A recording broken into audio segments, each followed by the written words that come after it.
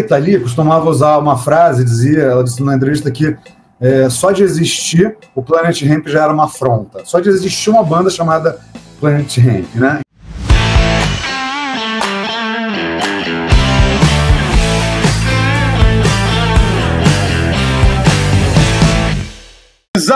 Novamente aqui, nosso amigo aqui, Pedro de Luna, conosco aqui por mais uma resenha musical, e agora, com novidade, ano passado foi da Mundo Livre S.A. e agora a segunda edição do Planet Hemp Mantém o Respeito. Mas, cara, o que mudou na segunda edição em relação à primeira? Novos capítulos, depoimentos inéditos, atualizações sobre a trajetória recente do Planet Hemp que você considerou indispensáveis? Teve uma atualização, né? Mas desde a primeira edição, que eu fechei em maio de 2018 para cá, na verdade não aconteceram tantas coisas assim, porque a banda ficou nessa chove não molha, fazendo pouco show. Depois ela voltou quando ela fez o DVD de 30 anos, o disco Jardineiros. Então, tem algumas coisas a contar, fizeram uma turnê rápida pela Europa. Mas, cara, eu confesso que, para mim, eu já estava tão satisfeito com o livro, porque é até uma coisa que eu falo também da biografia do Champignon, né? Todo mundo sabe o final da história, trágico, o fim da banda, a morte do Chorão com o Champignon, mas pouca gente sabe do início. E o Planet Hemp é a mesma coisa. As pessoas até viram o filme Legalize Já, mas é uma ficção, tem muita coisa ali que não foi bem assim. O próprio encontro fantástico do Skank com D2 não foi um fugindo da polícia, não teve aquele encontro fantástico do filme. Então, o livro, ele trabalha muito esse início da banda, o que fazia cada integrante antes deles formarem o Planet Hemp, e as agruras, né, até a prisão, porque eu acho que é o momento mais importante da banda, são os 2 primeiros discos, o episódio da prisão, e tudo isso já estava contado em detalhes. A diferença é que quando a gente fez essa primeira edição, foi pela Belas Letras, uma editora também gaúcha, por exemplo, aqui já era preto e branco, então eu resolvi fazer uma contracapa a cores, né? As contracapas internas são coloridas. Então, acho que a maior diferença que as pessoas vão ver de cara é no projeto gráfico do livro, que ele está muito mais claro, ele não tem mais fundos pretos. Na primeira edição tinha muitos fundos pretos, não tem. E, principalmente, tem muito mais fotografia, muito mais mesmo. O próprio mapa, né? Ele tem um mapa chamado Localize Já. Localize Já para as pessoas que não são, né, do Rio, saberem onde circula. Então, todo o livro ele foi reformulado, tanto do ponto de vista visual, mas também, Cássio, eu dei uma cortada em alguns textos, eu achei que alguns trechos podiam ficar mais dinâmicos, né? Porque tem partes que eu acho que só interessa ao cara que deu entrevista. Ele fala que ele é isso, que ele é aquilo, que ele é fodão, que ele gravou com não sei quem. E, cara, para o leitor não era tão importante isso. Então, acho que agora a leitura está mais dinâmica, e está mais, inclusive, agradável, porque o livro está com muito mais imagens. Pô, que demais, cara. Durante essa pesquisa, o processo dela durante esse período, qual foi, assim, Pedro, o episódio mais difícil de reconstruir, seja pela falta de registros, versões conflitantes, ou sensibilidade do tema? O que foi mais que te desafiou nesse processo? Cara, o livro inteiro foi difícil de reconstruir, porque, assim como o Mundo Livre S.A., o Planet Hemp ele foi pouco registrado, a não ser em jornais e revistas, tinham poucas fotos, né? E flyer não tinha ano. Então, eu lembro, cara, que nesse livro do Planet eu tinha um caderno cheio de rabiscos, porque eu tentava reconstruir a cronologia deles, né? Eu tenho uma obsessão histórica em ter dia, mês e ano correto, certinho.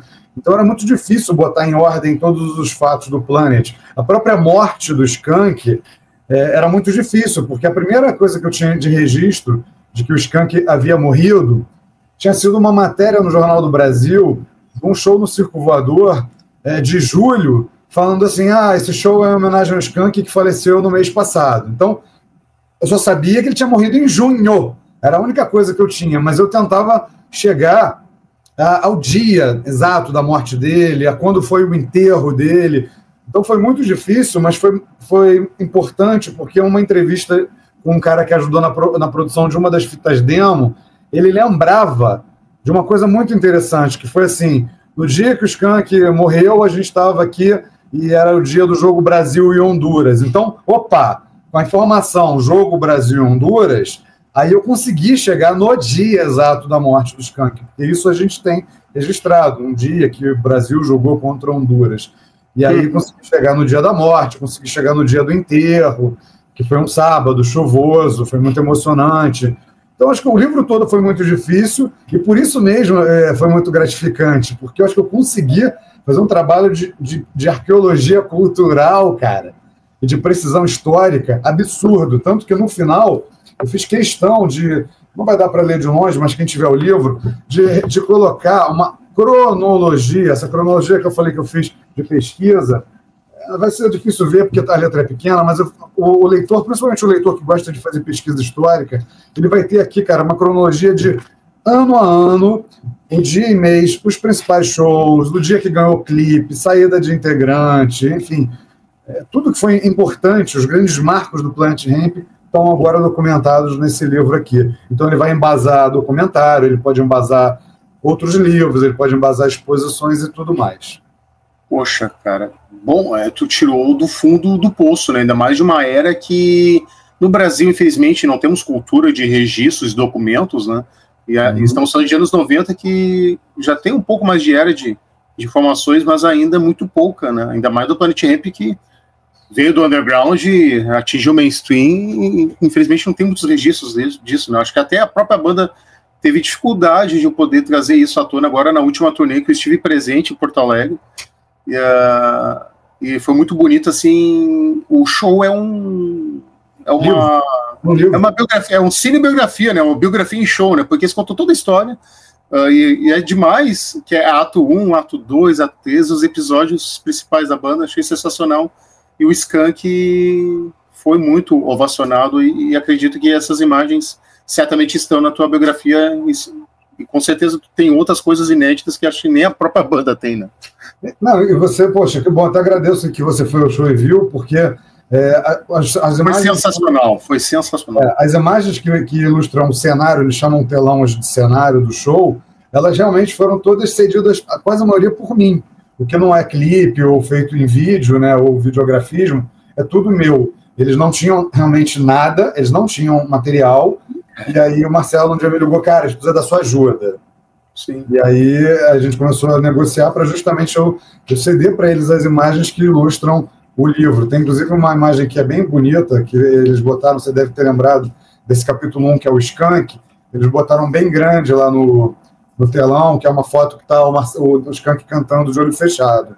Né? Mas no livro tem várias outras muito, muito significativas. Essa, por exemplo, Cássio, eu acho sensacional, cara. É o D2 e o Skank cantando em 1993, no Rio de Janeiro. Estão na Bienal de Quadrinhos, é uma foto super grande. O Skank ainda bem, né? Porque ele está cantando, apesar de depois ele estar ficado debilitado pela AIDS. Então, essa é uma das fotos que eu gosto muito e que não estão no telão, mas estão no livro.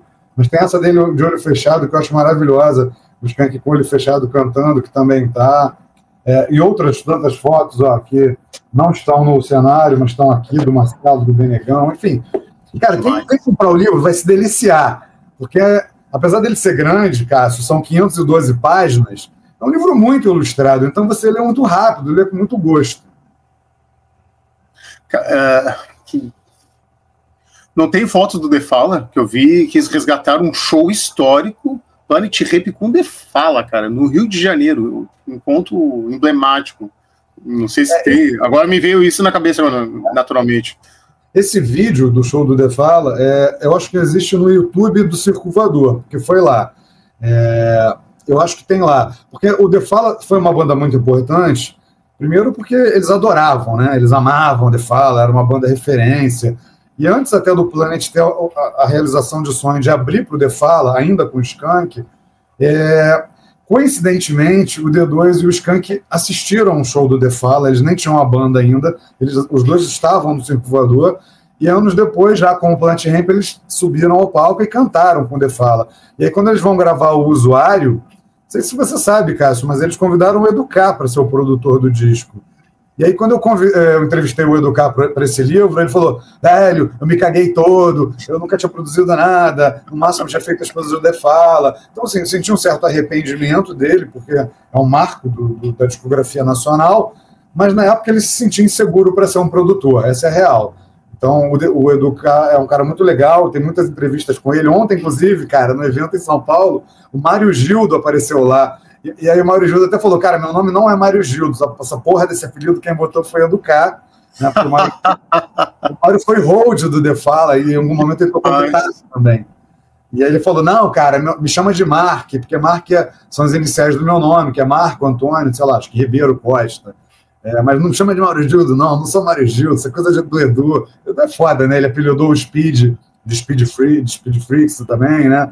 O Edu era o rei dos apelidos, e eu também agradeço muito, porque na biografia do Mundo Livre S.A. também tem Edu K, né? O Edu também foi entrevistado nesse livro, e no caso, na biografia do Mundo Livre, o Edu, aí ele já era maduro como produtor, ele foi um dos produtores do terceiro disco, que é o Carnaval na Obra. Mas como o assunto não é Mundo Livre S.A., vamos voltar para o Planet Hemp, Cássio. Não, e, pô, o Mundo Livre casa, assim, com o Planet Hemp, porque, embora o Planet Hemp não é Mangue Beat, assim, genuinamente falando, mas é um filho dessa geração também, né, de certa forma, né, teve influências tanto do Papo Mundo, o Papo Chico, né, e conviveram junto, cresceram juntos, em meados, né, dos anos 90, né. Eles eram tão amigos que no segundo disco do Planet, a Caravana, tem uma música chamada Happy Family, onde ele vai falando 1, 2, aí no 6 é 6 Mangue Boys, e aí 6 Mangue Boys, Chico Sainz, Cabeleira, Mundo Livre, Nação Zumbi, ele vai citando assim os Mangue Boys. Eles eram muito amigos, né, Chico e D2 principalmente. Bacana, cara. E o Planet Hemp sempre foi muito marcada por polêmica e posicionamento. Em que momento percebeu, Pedro, que a história deles ultrapassava a música e se tornava um documento cultural, social e político do Brasil? Cara, eu acho que desde sempre. A Rita Lee costumava usar uma frase, ela disse numa entrevista que só de existir o Planet Hemp já era uma afronta. Só de existir uma banda chamada Planet Hemp, né? Ainda mais naqueles anos 90, que apesar da gente já ter saído da ditadura militar, ainda era redemocratização, ainda, mesmo sendo o governo Fernando Henrique, ainda tinha muito resquício, né, de censura, de repressão, e o Planet Hemp viveu isso o tempo todo, mas principalmente quando ele entrou para o mainstream, quando saiu o primeiro disco, que aí ele ganhou a MTV, que logo de cara ele já foi reprimido, porque o primeiro clipe, que é de Legalize Já, a MTV submeteu a Brasília, e aí o clipe só podia passar depois das 23 horas, então já de cara o primeiro clipe já enfrentou dificuldades, as músicas não tocaram no rádio de primeira, as músicas só foram tocadas depois de algum tempo, então eu diria que depois de um ano é que já as músicas do Planet Hemp realmente começaram a tocar nas principais rádios FM, e aí conforme ia tocando e eles iam ganhando exposição, começou a perseguição de delegados, de juízes, de promotores, e como era essa perseguição? Ou tentando prender a banda, ou, que era tão duro quanto prender a banda, Cássio, era você cancelar os shows da banda, e principalmente, que essa era a principal sacanagem, os shows eram cancelados de véspera ou no dia. Então, com isso, você prejudicava não só a banda, mas você prejudicava o público, que, né, ia lá e não ia ter o show, e às vezes ia ter que ressarcir os ingressos, e prejudicava a casa noturna e prejudicava o produtor. Então, fazendo isso, a justiça também minava a produção, porque os produtores ficavam receosos de tentar fazer uma segunda vez e, de novo, o show ser cancelado e, de novo, eles tomarem prejuízo. Então, quando eu entrevistei o Ronaldo Pereira, que é uma figura ímpar e muito importante, porque o Planet Hemp surgiu dentro do estúdio dele, que era o Estúdio Groove, e o Ronaldo, por ver que a banda podia dar certo, topou empresariar a banda, o Ronaldo fala assim, porra, a gente saía, Pedro, do Rio de Janeiro de ônibus, por exemplo, para fazer 5, 6, 7 shows, e às vezes só conseguia fazer 2.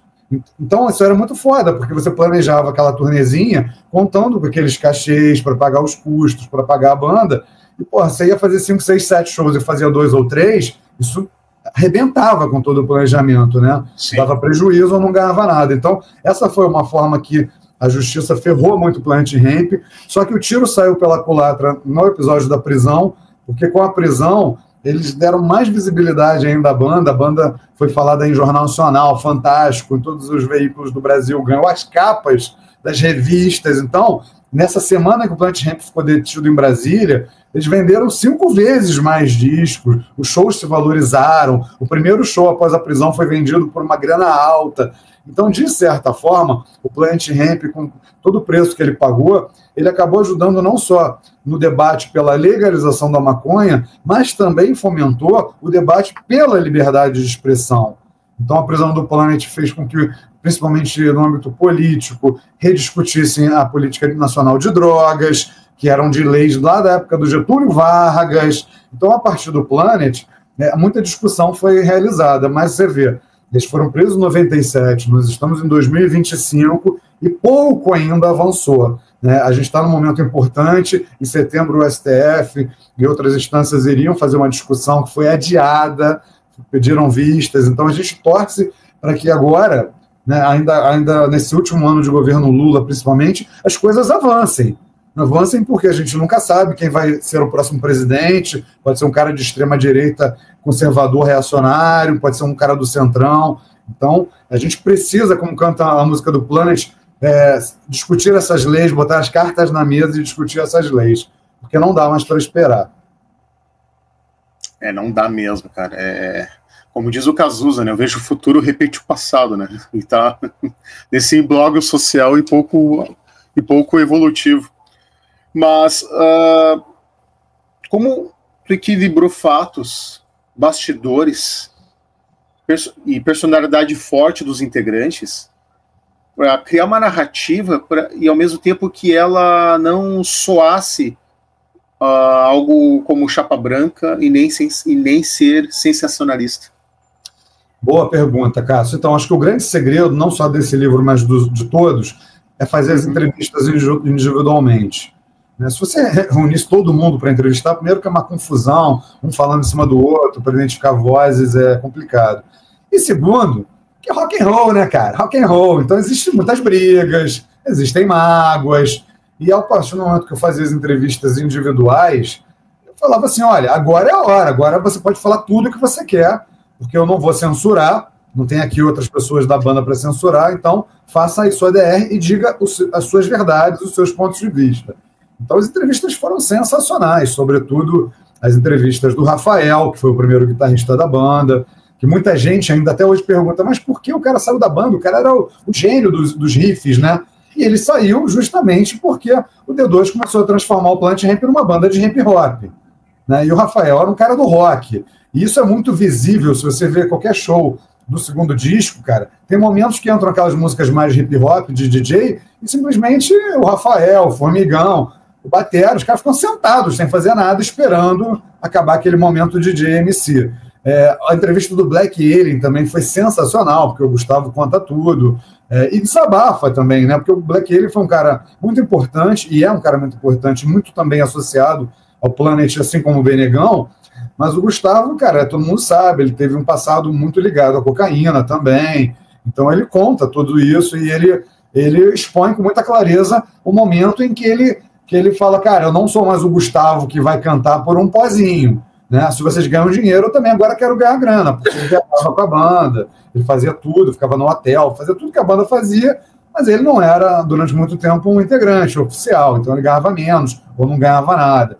Então as entrevistas foram muito boas, reveladoras, só que todo mundo só leu o livro quando ele ficou pronto. Porque é assim que eu faço, é uma maneira do livro não ficar chapa branca, senão o cara fala, não boto isso não, ou não, porra, não foi assim. E aí, cara, não tem esse papo de eu sou o dono da banda, vai ser o que eu quero. Porque se fosse para ser assim, a banda teria que me contratar para fazer o livro, eu seria um prestador, eles seriam clientes, mas como não houve isso, o livro é meu, então não tem censura, o livro conta tudo, alguns momentos pode doer mesmo, mas, cara, é a verdade, no e crua. É rock and roll, cara, é rock and roll. E o Planet teve toda a tríade, né? Teve sexo, drogas e rock and roll. E o sexo está representado principalmente por um momento, Cássio, que a banda teve uma menina fazendo striptease no show. Tá? Teve alguma parte ali em 96 que uma amiga começou a fazer sem cobrar, era uma brodagem. Ela fez quase uma dúzia de shows onde, na hora da música Puta Disfarçada, ela entrava só de lingerie e ela fazia um strip, botava os seios de fora, ficava só de calcinha, e começou a ser um momento muito aguardado pelos fãs, esse momento do sexo da banda. Aí depois de esses 10, 12 shows, a Sibéria saiu, e aí uma outra fã se ofereceu para fazer, depois eles descobriram que, no caso, essa fã era uma garota de programa de fato, era a Aline, uma loira, e essa também fez por alguns shows e depois ela saiu. Então, quem viveu e lembra, tem muito saudosismo desse ato, desse número de striptease no show do Planet. Isso tudo só para dizer o quanto apimentada é a biografia. Tanto que nessa edição, Cássio, ao contrário da primeira, eu fiz questão de botar aqui um desaconselhável para menores de 18 anos. Não vai dar para ver que está pequenininho. Então, assim, não é proibido, mas é desaconselhável. Porque tem uma provocação. Tem a mulher de peito de fora, tem as pessoas, eles segurando baseados enormes, seja em Recife, seja na Cannabis Cup de Amsterdã. Então, cara, tem drogas no livro. E principalmente assim, né? Tu manteve nua e crua a história e seria muito contraditório a banda ir contra a essa essência, né? Aí seria totalmente desvirtuada o que é o Planet Hemp, que sempre foi uma banda de colocar o dedo na ferida sem pudor. São duas bandas que eu não imaginaria nunca que censurassem a outra. Mundo Livre, porque pô, se o mundo é livre, se o Mundo Livre viesse censurar alguma coisa, eu ficaria chocado tanto quanto o Planet Hemp. Sim, totalmente. E, cara, na tua visão, se é que tem, qual o legado mais subestimado do Planet Hemp que a segunda edição tenta corrigir ou deixar mais evidente para você? Cara, então, tem vários legados, né? Hoje existem muitas bandas, sejam bandas tributo ou bandas influenciadas. Uhum. Eu não sei quando vai ser veiculado essa entrevista, mas... semana que vem. Então, mas eu acho interessante ficar registrado, porque Sim. A gente está gravando, amanhã é sábado, amanhã vai ser o dia 15 de novembro de 2025, e o show do Planet Hemp aqui em São Paulo vai ser aberto pelo Baiana System. E o Baiana System, ele já falou em várias entrevistas que Planet Hemp é uma das influências para o surgimento do Baiana. Então, tanto o Baiana System, quanto Cone Crew, quanto vários cantores, muita gente se diz influenciada, de fato, não só pelo Planet Hemp, mas pelo que eles criaram chamado Hemp Family. Né? A Hemp Family, a família Hemp, é uma galera que tem essa afinidade, onde não é só gostar de maconha, é de quadrinhos, é tatuagem, tem todo um universo, né? Um skate. Então, quem navega por esse universo acaba sendo um filho do Planet também. É mais um morador desse nosso planeta cânhamo. Demais disso. Cara, o Planet Hemp, né, viveu censura, prisão, resistência, né, diante de tudo isso. Qual desses temas mais te surpreendeu ao mergulhar os arquivos e os depoimentos, histórias, as entrevistas? Algo mudou na sua percepção sobre a banda depois disso? Você está fazendo ótimas perguntas, viu, cara? É nosso trabalho. Eu adoro isso. Eu gosto disso. Sempre muda, né? Mas o que acontece? O que eu aprendi no jornalismo, uma das premissas do jornalismo é a imparcialidade. Então, o livro, eu sou neutro no livro, eu não emito a minha opinião em nenhum momento. Aqui é uma entrevista, mas no livro eu simplesmente coloco os pontos de vista e cabe ao leitor tirar as suas conclusões. Eu acho que tem duas coisas que são interessantes sobre isso, do que mudou meu ponto de vista. Uma, que eu não tinha sacado tanto na época, é o impasse que se desenrolou após a prisão. Houve uma divisão na banda. Uma parte dos integrantes achava que a banda tinha que fazer um disco de resposta à polícia. Não, agora que a gente foi preso, agora que a gente tem que fazer um disco e falar. Tanto que letras como Baseados em Fatos Reais e outras letras, contexto, né, que fala que quando a polícia chega, eu jogo tudo na descarga, eu jogo tudo no lixo, eu jogo as drogas, porque foi isso que aconteceu. Eles estavam no camarim, lá em Brasília, a polícia bateu na porta e a galera correu para o banheiro do camarim para jogar todas as drogas e dar descarga, jogando todo tipo de drogas. Então, depois desse episódio da prisão, e hoje eu concordo, eu acho que realmente tinha que ter tido um disco de resposta, e não o que aconteceu de colocar o Planet Hemp na geladeira e o Marcelo fazer o disco solo. Mas hoje eu entendo essa decisão, eu entendo o quanto isso teve uma influência de um dos dois empresários, não era do Ronaldo Pereira, que é aquele que eu falei que estava desde o início, ele era um que achava que tinha que fazer um disco, mas ele tinha um outro empresário que depois virou o empresário solo do Marcelo D2. E aí eu acho que nesse momento, isso vai ter ligação com o segundo ponto, acho que o dinheiro falou mais rápido. sabe? Banda é uma galera, tem que dividir o cachê por muita gente. Quando o Marcelo faz uma carreira solo, aí divide só pelo empresário e pelo D2, sobra muito mais, é 50-50, né? Tem que dividir com uma galera, hip hop só leva DJ e MC. Então, acho que nesse momento acabou falando mais alto a grana, que eu achei que foi condenável, porque, inclusive, o primeiro disco do Marcelo é legal, mas não chega aos pés do segundo, do Procura a Batida Perfeita. Então, hoje eu acho que realmente eles deveriam ter feito um disco de resposta e não ter acabado com a banda naquele momento. Mas, enfim, já foi. E hoje eu observo e entendo, e até dou razão a alguns depoimentos que falam o quanto o Planet Hemp perdeu um pouco dessa essência inicial. E, principalmente, Cássio, eu descobri muita mágoa entre a galera que estava na entourage desde esse início, do underground, quando a banda não dava dinheiro, muita gente que ajudou a banda lá atrás e que a banda não deu valor, que a banda não reconheceu, que a banda não cita. Eu não vou falar nomes aqui, mas muita gente magoada de ter sido esquecida pela banda depois que a banda ficou foda, ficou famosa, ficou importante, sabe? E isso não é uma exclusividade do Planet, não, tá? Infelizmente, muitos artistas, quando chegam ao estrelato, esquecem de uma galera que teve junto lá no underground, sabe? Quando a banda pedia para arrumar um show, quando a banda falava, porra, dá uma força aí, faz uma matéria, ou que tirou foto, e depois foi esquecida. Então, assim, eu percebo o quanto hoje a banda é muito mais difícil de você acessar os caras do que antigamente. Às vezes eu escrevo para eles, eles não respondem. Então, assim, eu também fico um pouco chateado com esse rumo que a banda tocou de ter virado mainstream. Mas hoje eu entendo que não foi só a questão do dinheiro, é porque eles estão hoje cercados de pessoas que não são pessoas lá de trás. É uma galera que chegou depois, que não entende isso, da importância de valorizar o cara que colou na banda quando a banda não era nada, sabe? Infelizmente, faz parte desse negócio da música você isolar a banda disso e dar preferência à grande imprensa, a dar entrevistas mais para grandes veículos em detrimento de podcasts como o seu, que é um podcast independente, com menos audiência. Eu acho uma burrice, lamento, acho que a banda, pela história dela, deveria ouvir e dar entrevista para todo mundo, mas entendo que hoje, né, os momentos são outros, os caras são bem mais velhos. Entendo, mas não gostaria que fosse dessa maneira. Isso é uma coisa muito cultural, né? Porque eu lembro que Sepultura, quando começou a ficar mainstream, de certa forma foi deixado de lado as outras bandas ali da geração deles, dos anos 80, como Sarcófago, né? Outras bandas ali mineiras ótimas, que surgiu junto, acabou ficando um pouco deixada de lado, né? Então, infelizmente é algo sistêmico do show business. Então assim, tem uma pessoa, por exemplo, você está uma questão. Pode falar, Cássio. Não, pode falar. Tem uma pessoa, por exemplo, que é muito importante, que eu acho que eles deveriam sempre citar nas entrevistas, e, por sorte, como eu ajudei o Batman Zavarese a fazer o cenário, ela está ali representada, mas é uma figura ímpar, chamada Elza Corren.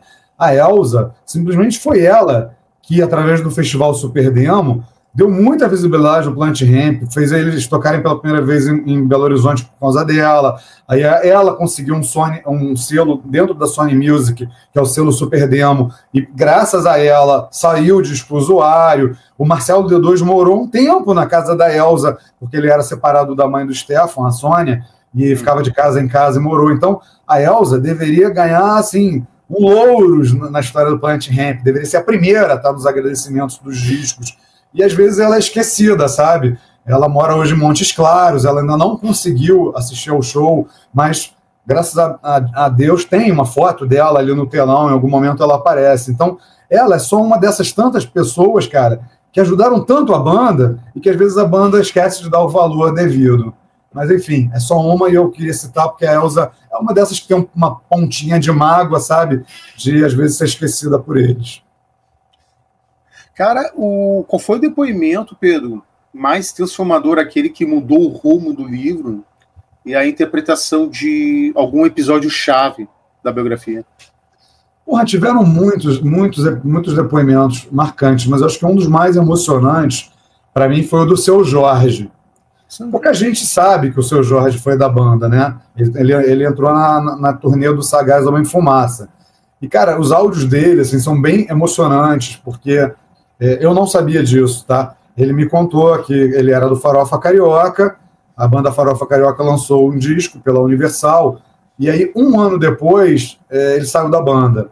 Só que isso deixou ele muito derrubado, né? O Jorge já tinha um passado muito simples, ele morava numa comunidade, dormia na rua, ele dormiu muitas vezes na UERJ, na Universidade Estadual. Então ele era um cara perambulando aqui e ali, até que ele conheceu essa galera do Planet e tal, e começou a frequentar o mesmo estúdio deles em Santa Teresa, que é um bairro do Rio de Janeiro. E aí, cara, ele tava numa puta depressão, morando assim, tipo num quartinho, sabe? Numa coisa bem simples em Santa.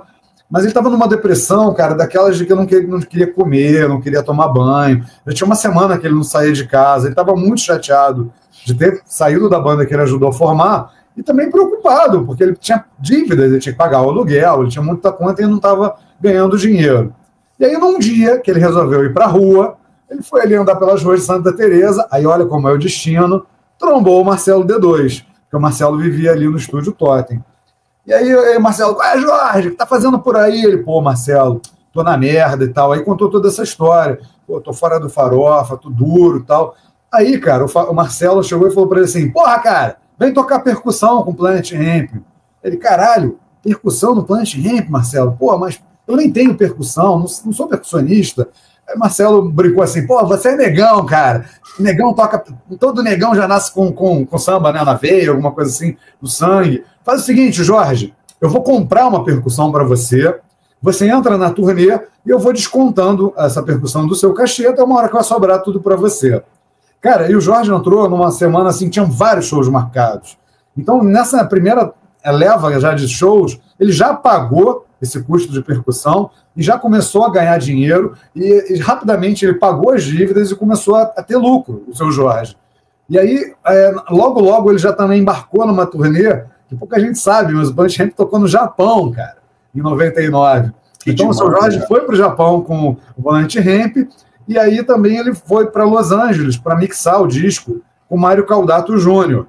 E aí nessa dele ir para Los Angeles com o Marcelo, ele e o Caldato se adoraram um ao outro. E aí é um dos primeiros momentos importantes para o seu Jorge, depois de vir a ser um cara de carreira solo bem-sucedida, que o Mário Caldato decide fazer a demo do seu Jorge. Ele gostou tanto do seu Jorge que, pô, Mário Caldato Júnior era um mestre das mesas de mixagem e produção, então ele faz o disco solo do seu Jorge, e aí, junto com isso, vem o movimento do convite para o seu Jorge estrelar o filme Cidade de Deus, e aí, nas palavras dele, cara, aí vem o meu primeiro disco, Cidade de Deus, e tudo acontece. Então, graças a principalmente o Planet Hemp ter colocado de novo ele nos eixos e ele não ter sucumbido à depressão, é que as coisas vão acontecendo em cadeia, e aí o seu Jorge se torna esse grande artista que ele é, que eu diria um artista muito maior até do que Marcelo D2 e Planet Hemp, mas tudo começou graças a essa solidariedade com o Marcelo D2 e o Planet. Que história linda, cara. Eu não sabia desse detalhe. Assim. Que demais, cara. Emocionante. Planet Hemp salvou, cara, grosso modo, salvou a vida do seu Jorge, imagina. Salvou a vida. E o Jorge fala assim, é porque o Marcelo é do subúrbio. E quem é do subúrbio é solidário a outra pessoa que é do subúrbio, sabe? Uhum. Então é meio que por aí. Mas está tudo contado em detalhes aqui na biografia. Planet Hemp mantém o respeito nessas 512 páginas. Que demais, cara. O retorno da banda e a nova geração de fãs que veio a partir da volta deles, né, criaram um novo contexto. Como o Planet Hemp consegue dialogar com diferentes gerações e, ao mesmo tempo, mantendo o discurso atual e relevante, na tua visão? Boa pergunta, cara. Eu acho que isso vem muito da sagacidade do Marcelo. Se eu não me engano, o Zé Gonzalez falou uma coisa muito importante na entrevista. O Zé foi o DJ e vai, inclusive, participar do show de São Paulo, né? Que, assim, o Marcelo sempre teve uma sagacidade de identificar quem eram os melhores naquele momento e ele sempre quis ter os melhores junto com ele. Então, o Marcelo, ele sempre identificou assim, quem eram os bons DJs e ele trazia para junto do Planet, assim como o Zé Gonzalez, o próprio DJ Nuts, e tanto o DJ Primo, e tantos outros que tocaram com o Planet. Então, acho que o Marcelo percebe isso. Quem são os MCs da nova geração que estão bombando? Quem são os bons produtores? Quem são os DJs foda? E ele vai trazendo de alguma forma, seja para junto do Planet ou para a carreira solo dele, tanto como uma forma de oxigenar, dele se reinventar e trazer novas influências, como também ele chegar nesse público mais jovem e novo que está chegando aí e rejuvenescer o Planet Hemp. Eu acho que essa é a grande sagacidade do Marcelo, é isso. Ele sabe identificar quem é o cara do momento e ele cola também nesse cara do momento para ele estar sempre ali se mantendo e mantendo a banda na crista da onda. Eu vou te dar o meu testemunho, Pedro. No show que fizeram em Porto Alegre, e que teve a participação emocionante, inclusive, do Edu Carlos, falando do Edu agora há pouco, tinha muitas pessoas da minha faixa etária. Eu tô com 36 anos, teve uns de 40 e tal, mas eu vi muita, não era aquele, fui influenciado do pai, sabe? Claro que tem, mas eu vi muitas pessoas assim, solo, de 20, 22 anos, até um depoimento que eu gravei, até compartilhei contigo lá no Instagram, um casal, cara, 22 anos, 21, estudantes universitários do interior do Rio Grande do Sul, viajaram horas para chegar até Porto Alegre e conferir o único show da vida deles que presenciaram do Planet Hemp, e foi justamente o show da despedida. Então, eu senti muito essa ligação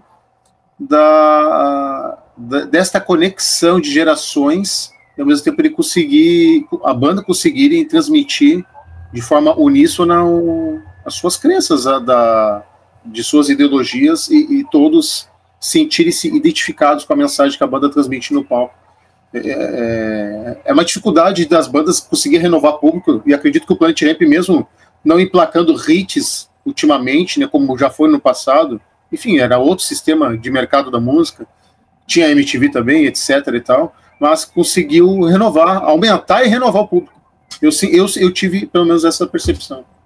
Mas eu acredito que parte disso, e você tem toda a razão, eu tive no show de Recife e eu vi também essa renovação, eu acho que, infelizmente, é porque a mensagem dele continua muito atual, porque os porcos fardados continuam porcos fardados, porque quando ele cantava em 95, Não Compre Plante, agora as pessoas estão começando a plantar em casa, né? Os growers, os jardineiros. Então, as pessoas se identificam porque, infelizmente, as mazelas do Brasil continuam as mesmas. A gente teve uma chacina no governo Cláudio Castro agora no Rio de Janeiro, e o que eles cantavam, né? É tão fácil falar de coisas tão belas de frente para o mar, mas de costas para a favela. Né? O Rio de Janeiro, cidade de desespero, continua existindo e sendo uma cidade de desespero, infelizmente. Então, acho que uma parte do discurso do Planet continua tão atual, é isso que faz com que as pessoas continuem se identificando e gritando legalize já, e falando mantenha o respeito, né? Fuma maconha assim, né? E não tem vergonha, né? Enquanto você enche a cara de cachaça, eu fumo maconha. Então, é isso, a gente vive ainda esse debate de por que o cigarro é legalizado, por que o álcool pode ser anunciado na TV e a maconha ainda é tão discriminada, né, Cássio? Totalmente. Tu citou um ponto histórico, né, que a banda não fez um disco contra assim, como uma resposta à polícia, né? Talvez veio tarde no álbum Jardineiro, né? Que reflete tudo isso que eles passaram, e inclusive há críticas ácidas diante do sistema, né? É um disco, é uma resposta forte disso. Cara, eles viveram muita coisa. É engraçado que do primeiro disco do Usuário para o Cães Ladram, aí eles começaram a ter apoio jurídico de advogados, né? Porque tinha que viajar com habeas corpus, era um saco para conseguir fazer show. Imagina, cara, que absurdo. Pois é, e aí no segundo disco o Marcelo teve que assinar um termo que ele se responsabilizava pelas letras. E aí uma das sacadas que eles tiveram foi em Queimando Tudo. Você vê que o Marcelo fala assim: eu canto assim porque eu fumo maconha. Adivinha quem está de volta explorando a sua vergonha. Então, quando ele fala eu canto assim porque eu fumo maconha, ele alegava que ele não estava fazendo apologia, ele estava falando fume maconha, não, ele estava falando Cássio, fume, não, ele falava eu fumo maconha. Então, ele não estaria fazendo uma apologia, ele estava dizendo que ele era um usuário. Então, começa a ter essas sutilezas jurídicas para tentar barrar as restrições desse nosso judiciário ainda tão antiquado. Muito ultrapassados.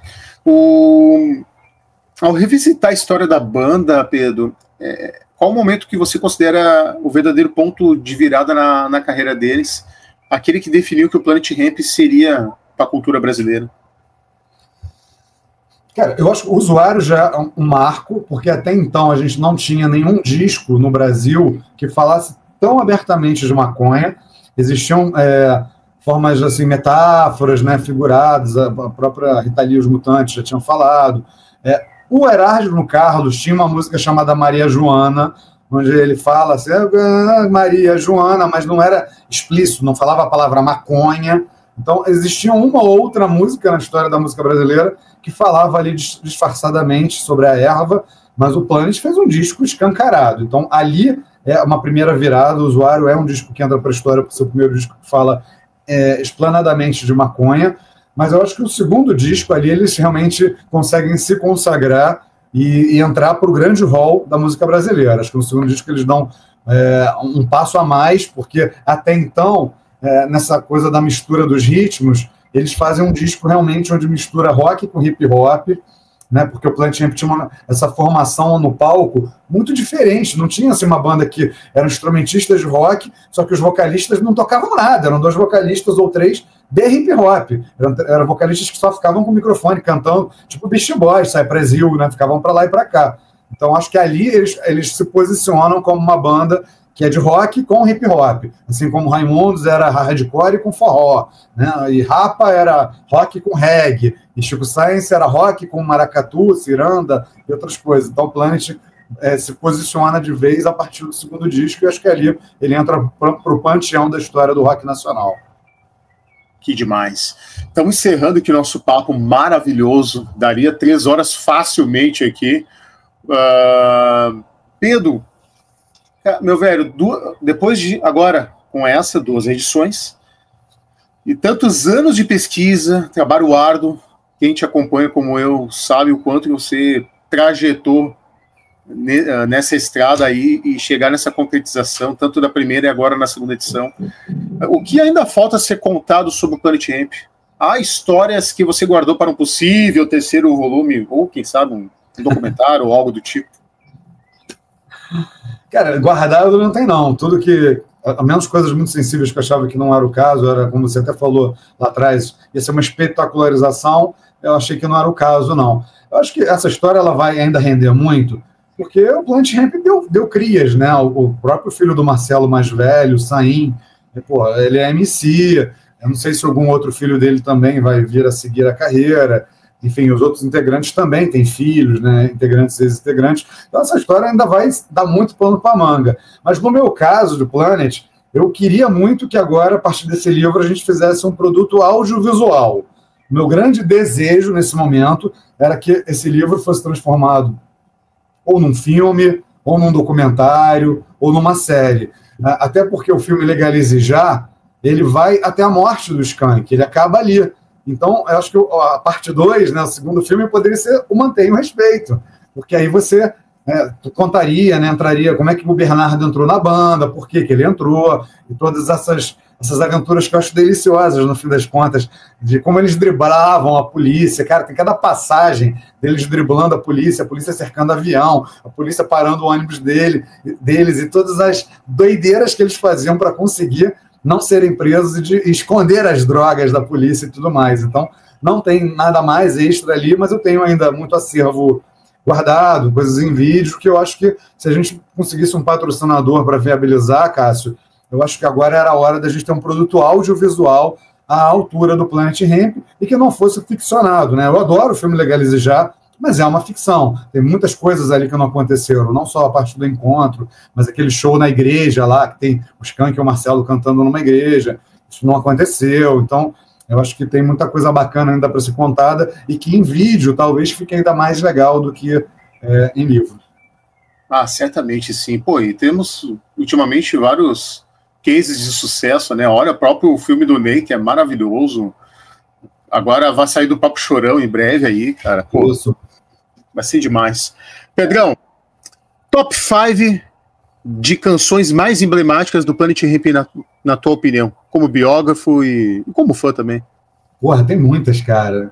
Tudo Mantenha o Respeito para começar, né? Porque é uma das músicas que dá nome, e na época o Marcelo falou que naquela época era uma das favoritas dele. Então, aí eu falei, então vai ser Mantenha o Respeito, porque inclusive fala sobre mim, fala sobre os usuários, né, que pedem respeito. Mas eu gosto muito de fazer na sua cabeça, contexto.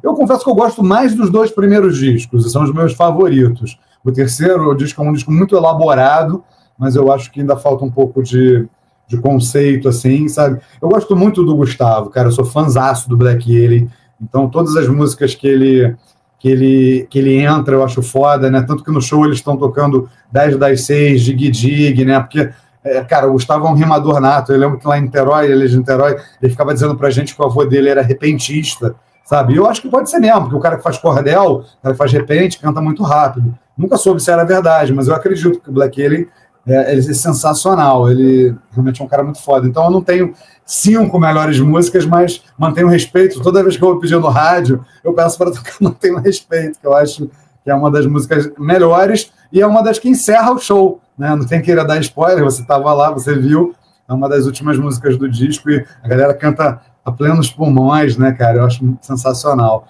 E eu só queria dizer, Cássio, por último lugar, ainda nessa pegada do meu desejo de fazer algum audiovisual, um outro desejo que eu tenho era fazer esse livro traduzido para o inglês ou para o espanhol, cara.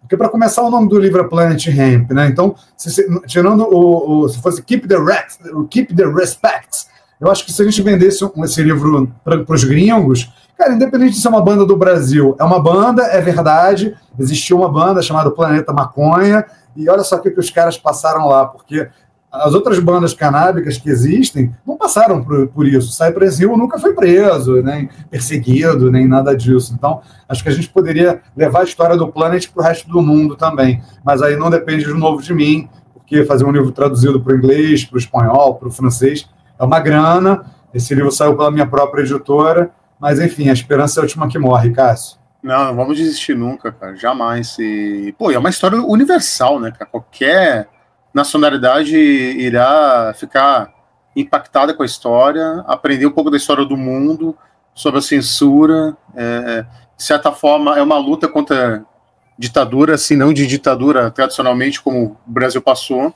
mas a ditadura da liberdade de expressão e de informação, né? E foi uma luta deles aí que pavimentaram o caminho para que outras bandas aí pudessem defender a bandeira aí da questão do consumo libertário da maconha como uma livre escolha do indivíduo e que não seja algo proibitivo e como todos esses anos todos, o que assusta, foi muito proibido e que demorou demais para que possa ser levemente ainda legalizada, né, de alguma forma. E o Planet Hemp abriu esse caminho disso, né?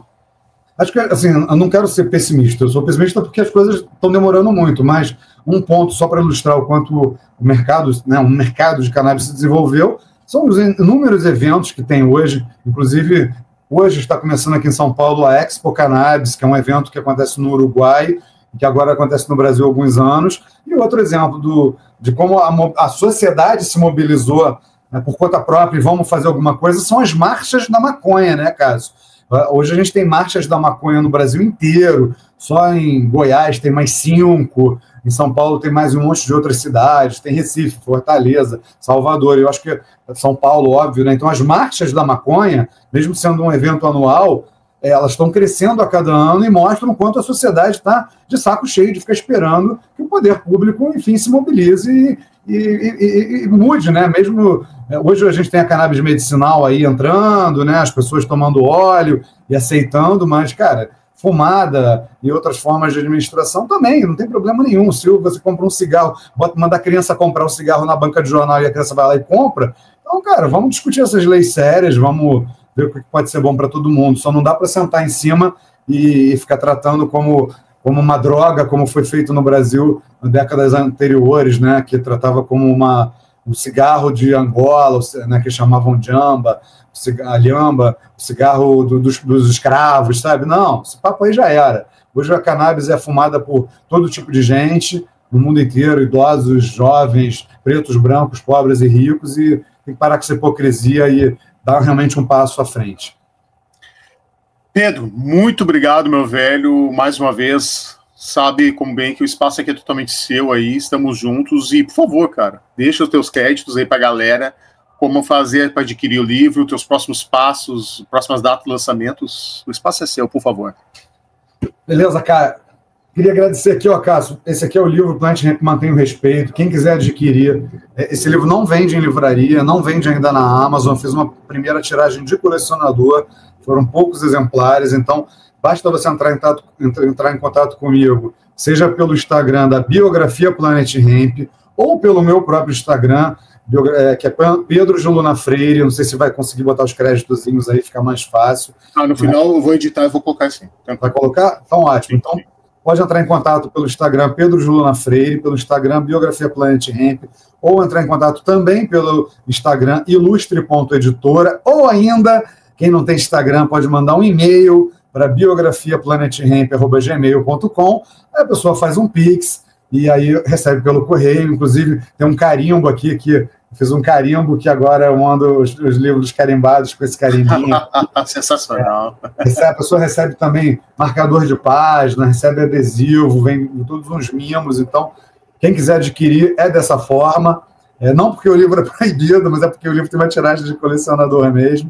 E espero aí que mais pessoas tenham acesso a ele e que a gente faça essa informação circular e o debate começar. Mais uma vez, quero agradecer a você, Cássio, a todos os fãs do canal Na Ponta da Agulha. Mais uma vez, obrigado pelo convite, e pelo carinho e pelo respeito. E como é que é? Mantenhamos o respeito sempre, né? Respeito! Gurizada, siga Pedro de Luna no Instagram, isso é muito importante. Siga a Biografia Planet Hemp. Pô, faça o investimento aí pro teu conhecimento, principalmente para tua história. A biografia tá demais. Tem que fazer o meu, hein, cara. Quero comprar o meu, senão vou perder essa chance aí. Não quero perder, não. E siga Na Ponta da Agulha, compartilhe com seus amigos. Forte abraço a vocês. E até mais. Valeu! Um abraço!